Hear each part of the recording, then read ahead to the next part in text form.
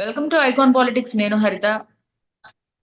పేర్ని నాని గారి సతీమణిని జనవరి 1 రోజునే అక్కడికి పోలీస్ స్టేషన్ కి తీసుకెళ్ళడం జరిగింది. పోలీస్ స్టేషన్ కి వెళ్ళి ఆ, విచారణ కొనసాగుతున్న టైంలో కూడా వైసీపీ నేతలు పెద్ద ఎత్తున ఆందోళన చేశారు. ఇంకెంతసేపు చేస్తారని చెప్పి.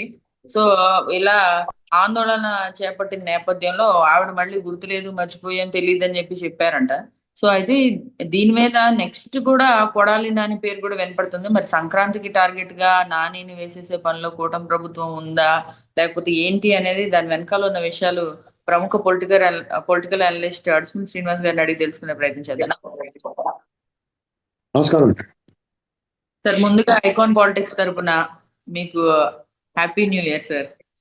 థ్యాంక్ యూ అండి. అలాగే ఐకాన్ పాలిటిక్స్ వీక్షకులందరికీ కూడా నూతన సంవత్సర శుభాకాంక్షలు అండి. వారు మరింత వృద్ధి చెందాలని చెప్పి కోరుకుంటూ మనం మన దాంట్లోకి వచ్చేద్దాం. ఇక్కడ మీకు కొడాలి నానిని అరెస్ట్ చేసిన, పెద్దిరెడ్డిని అరెస్ట్ చేసిన, లేకపోతే ఇంకొకటి ఎవరిని అరెస్ట్ చేసినా ఏం చేస్తారంటే, ఇప్పుడు వాళ్ళకి అరెస్ట్ చేసి పోలీసు వాళ్ళు తీసుకెళ్తారు కదా, తీసుకెళ్ళిన వాళ్ళందరూ కూడా అంతకుముందు వీళ్ళతో బాగా కూర్చుని కార్పూస బూందీ వచ్చి తిన్న వాళ్ళే అందరు కలిసి కూర్చుని వీళ్ళంతా కూర్చుని అంటే పండగ కాబట్టి పైన వాటిల గురించి చెప్పుకుందాం. మామూలుగా అయితే వేరే అరుసులు బొబ్బట్లు అన్ని తిని కలిసి కూర్చుని వండుకుని తిన్నవాళ్ళు బ్యాచ్ వాళ్ళంతా డబ్బాలు ఒకరికొకరు మార్చుకున్న వాళ్ళే. కాబట్టి వాళ్ళు ఏం చెప్తారంటే, ఏమండి ఇవాళ మీ దగ్గరికి వస్తున్నాం తీసుకెళ్ళడానికి, వీలైతే పారిపోండి, కుదిరితే పారిపోండి, కుదరకపోతే మీ క్యాడర్ అందరినీ తీసుకొచ్చి ధర్నాలు చేయించండి అని ముందు వీళ్ళే చెప్తారు. లేకపోతే ఇంకెంతసేపు చేస్తారని నాడు క్యాడర్ వచ్చి అడుగుతున్నారు అనుకోండి, దవడ బద్దలు కొట్టేసి అంతసేపు చేస్తే నీకెందుకు రప్పో ఇంటికని చెప్పి తరమాలి కదా పోలీసు వాళ్ళు వెళ్ళి. అవును సార్. మీరు ఎప్పుడన్నా వీళ్ళు ఎవరన్నా గత 5 సంవత్సరాల్లో పోలీసు వాళ్ళు వీళ్ళందరినీ తీసుకెళ్ళినప్పుడు ఎవరన్నా ధర్నాలు చేసినా ఇంట్లోంచి రాకుండా గృహ నిర్బంధం చేసి సాల్ట్ బిస్కెట్లు టీ తాగేసేవారు పైగా మళ్ళీ వాళ్ళు ఆ నాయకులు ఇంటికి వెళ్ళిపోయి వాళ్ళకి గృహ నిర్బంధం అండి వాళ్ళ ఇంటికి కూర్చునేవారు. వాళ్ళు ఏం చేసేవారు, గృహ నిర్బంధం హౌస్ అరెస్ట్ అని చెప్పేసి ఒక ఫోటో తీసుకునేవారు. వాళ్ళకి లోపల బిస్కెట్లు లేకపోతే టిఫిన్లు కాఫీలు ఇచ్చేవారు. వాళ్ళకి అదో దండగాళ్ళకి ఏంటండి సొమ్ము పోయి దుమ్ము పట్టినట్టు అన్నమాట. ఇది అది పెద్ద గొప్పగా చూపించుకునేవారు వాళ్ళని. అంటే ఇదంతా ఒక డ్రామా అండి. రాజకీయాలు ఒకసారి అసహ్యమేస్తా ఉంటాయి ఈ డ్రామాలు చూస్తుంటేనే. ప్రజల్ని నిజంగా ప్రజలు పిచ్చోళ్ళు అండి. అందుకునే వాళ్ళు ఈ మధ్యన ఏం చేయారంటే వాళ్ళు పిచ్చోళ్ళ నుంచి కొంచెం తెలివైన వాళ్ళుగా మారారు. వీళ్ళు ఇలాంటి రికార్డింగ్ డ్యాన్స్ లేస్తున్నప్పుడు మనం ఎందుకు ఊరుకోవాలి అని ఎలక్షన్లో అప్పుడు డబ్బులు అడుగుతూ మొదలెట్టారు వాళ్ళు. ఇది వరకు అలా ఉండేది కాదు. రాజకీయ నాయకులు కూడా దారుణంగా ఉండేవారు కాదు. ఏమైనా ఉంటే లోపల తెర వెనకాల బోగొత్తాలు అడిగారు. ఇప్పుడు వాళ్ళు కూడా బహిరంగంగా నిస్సిగ్గుగా వ్యవహరిస్తున్నారు. ప్రజలు కూడా అంతకన్నా సిగ్గు వదిలేసి డబ్బులు అడుగుతున్నారు ఓట్లు వేస్తానికి. ఇది జరుగుతున్న కార్యక్రమం. లేకపోతే ఏంటంటే ఆ యేసుబాబు అన్న అతను దర్యాప్తు అధికారి అంట. ఆ యేసుబాబు గురించి మనం ఎంత కథలు విన్నాం, వాళ్ళందరూ ఒకటే ముఠా అని చెప్పేసి అనుకున్నాం కదా. కాబట్టి ఇక మనం ఎక్కువగా చంద్రబాబు నాయుడు గారు నన్ను చెప్పినట్టుగా మనం ఎంతసేపు ఆడిని పట్టుకోలేదు ఈయన పట్టుకోలేదు ఇలాంటి మాటలు మాట్లాడుతూ మానేస్తాం మంచిది. మనకి ఇప్పుడు భాష రానప్పుడు కొరియన్ సినిమా చూస్తూ ఉంటాం కదా, ఏమవుతుందో అలా చూస్తూ కూర్చుంటామే. కొరియా సినిమాలు వస్తూ ఉంటాయి కదా, అంటే సబ్ టైటిల్స్ గట్రా లేకుండా ఉన్న సినిమా వస్తున్నప్పుడు ఇలా నోరు ఆగలించుకుని చూస్తూ ఉంటాం ఏం జరుగుతుందో అని. వాళ్ళు గట్టిగా ఫైటింగ్ చేసుకుంటే భలే కొట్టుకుంటున్నారు అనుకుంటాం. అలాగా ఫీలింగ్ ఉండాలి అంతే. మనం ఏం పెద్ద బట్టి ఇన్వాల్వ్ అవ్వకూడదండి రాజకీయాల్లో. ఇన్వాల్వ్ అవుతే ఏమవుతుందంటే మన పొరపాడైపోతాయి. మొన్నటి దాకా వాడు చెలరైపోయినోడు ఇవాళ దిడరా మన ఎమ్మెల్యే పక్కన కనపడ్డాడు అనుకుంటున్నారు వీళ్ళు కార్యకర్తలు. వీళ్ళకి చాలా దీన్ని అవాయిడ్ చేయలేమండి. అలాగని చెప్పేసి చంద్రబాబు నాయుడు గారు లాంటి మనిషిని ఈ కక్ష రాజకీయాల్లోకి లాగలేము. ఇప్పుడు ఎలా ఉంటదంటే వాళ్ళకే మానవ మాత్రలే కదా, వాళ్ళకే భయం ఉంటది. ఇప్పుడు చంద్రబాబు సపోజ్ నేను ఒక విషయం వాస్తవంగా చెప్పదలుచుకున్నది ఏంటంటే, సరే చంద్రబాబు నాయుడు గారు ఇప్పుడు అధికారంలోకి వచ్చారు, అధికారంలో ఉన్నాను కదా అని చెప్పేసి జగన్మోహన్ రెడ్డిని రోడ్డు మీద నడిపించుకుంటూ తీసుకెళ్ళాడు అనుకుంటే, నిన్న మొన్న కొండారెడ్డి అన్న ఒక పోలీస్ ఆఫీసర్ అండి ఒక అతన్ని వైసీపీ వాడు తీసుకెళ్ళాడు చూసి అలా తీసుకెళ్లారు అనుకోండి,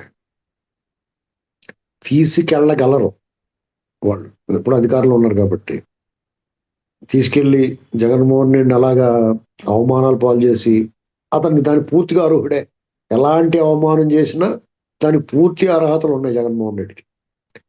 ఇవన్నీ చేస్తే ఏమవుతుంది, రేపు పొద్దున్న పొరపాటున గ్రహపాటున మళ్ళీ అతను వచ్చాడు అనుకోండి, ఎందుకంటే అతను రావడానికి అవకాశాలు ఉంటాయి. మామూలుగా అయితే రాజకీయంగా అయితే ప్రజలు చాలా భయపెట్టాడు అతను, ఎట్టి పరిస్థితుల్లో అతను రాకూడదు, రాడు కూడా.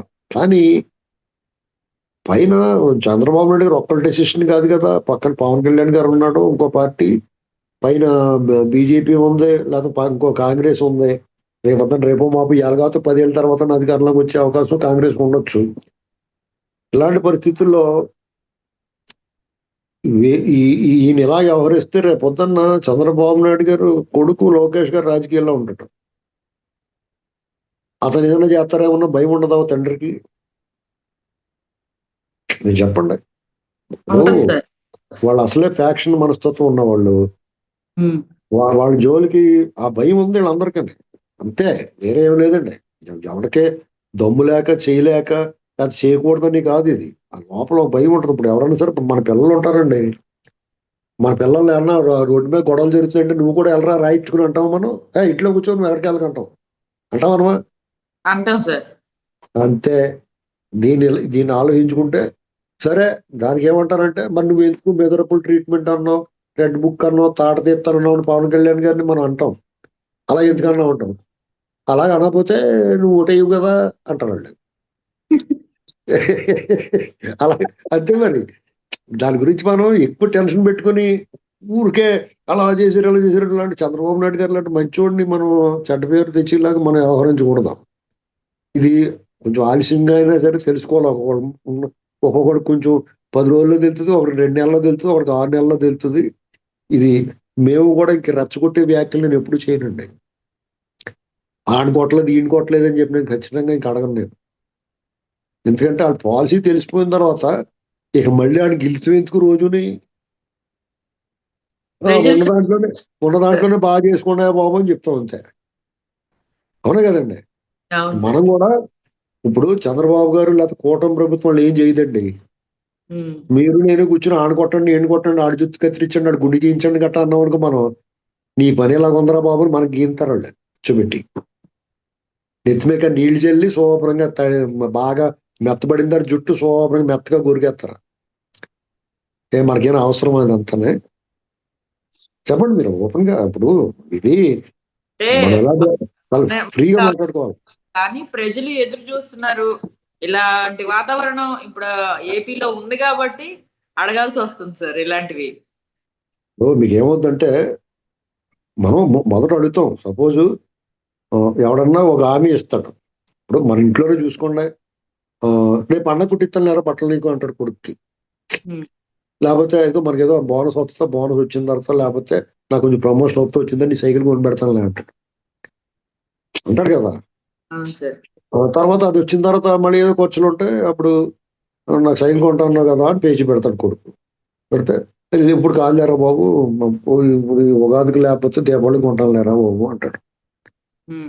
అంతేగాని అలాగని చెప్పేసి తండ్రిని వదిలేసుకుంటాం మనం. ఆ ఆసక్తత అది ఆర్థిక పరమైన ఇది. రేపు హామీలు కొంచెం లేట్ అయినాయి అనుకున్నప్పుడు మనం కూడా సర్దుకోవాలి. ఎందుకంటే వాడు అప్పులు చేసేసిపోయాడు, ధ్వంసం చేసిపోయాడు.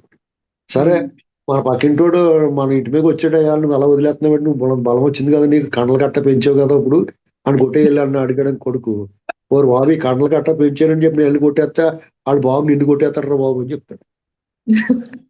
తర్వాత నేను లేనప్పుడు వచ్చి నిన్ను కొట్టేస్తాడు రా బాబు అని చెప్తాడు. అంతే. కాబట్టి రాజకీయ పార్టీల మీద ఎక్కువ ఆశ పెట్టుకోకూడదు. జగన్మోహన్ రెడ్డి అలాగే ఉంటాడు, రేపు మళ్ళీ వచ్చినాక అలాగే చేస్తాడు. దానికి సిద్ధమై ఉండాలి. కాబట్టి మనం ఏం చేయాలంటే ఇప్పుడు నోరు మూసుకుని ఎక్కువ మాట్లాడకూడదు. దాని పరిష్కారం మంది ఏంటంటే మనం ఎక్కువ మాట్లాడకుండా జగన్మోహన్ రెడ్డిని గట్ట ఎక్కువ తిట్టకూడదు. అంతే.